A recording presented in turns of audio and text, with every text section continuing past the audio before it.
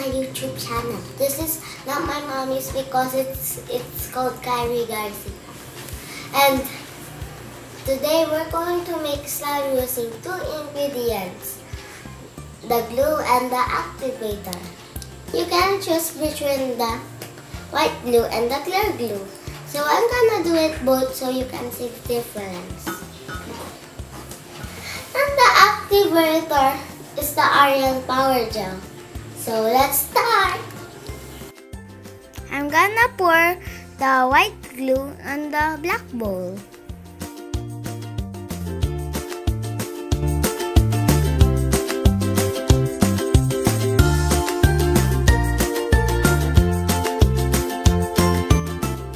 And next, I'm gonna pour the clear glue on the white bowl.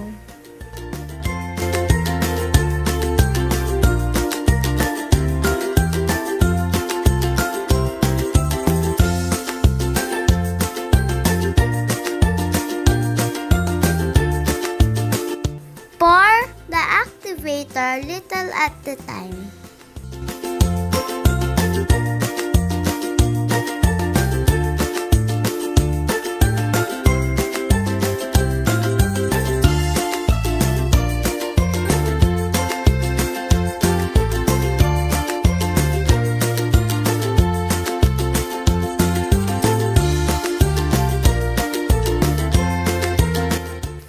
Stir and stir until you can see the slime forming.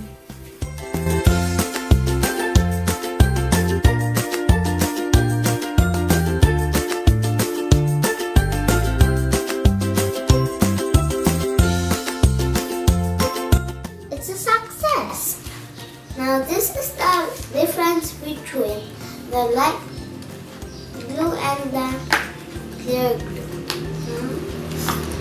Yeah, so scratchy.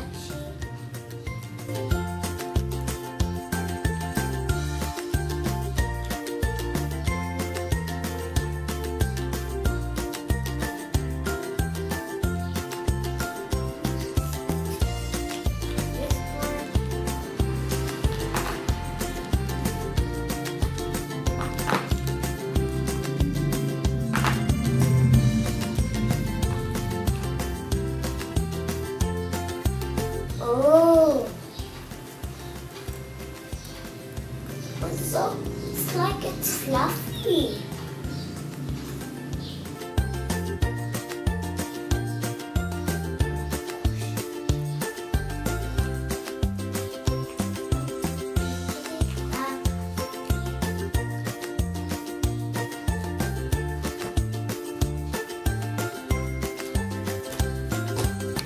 Thanks for watching how to make slime using two ingredients.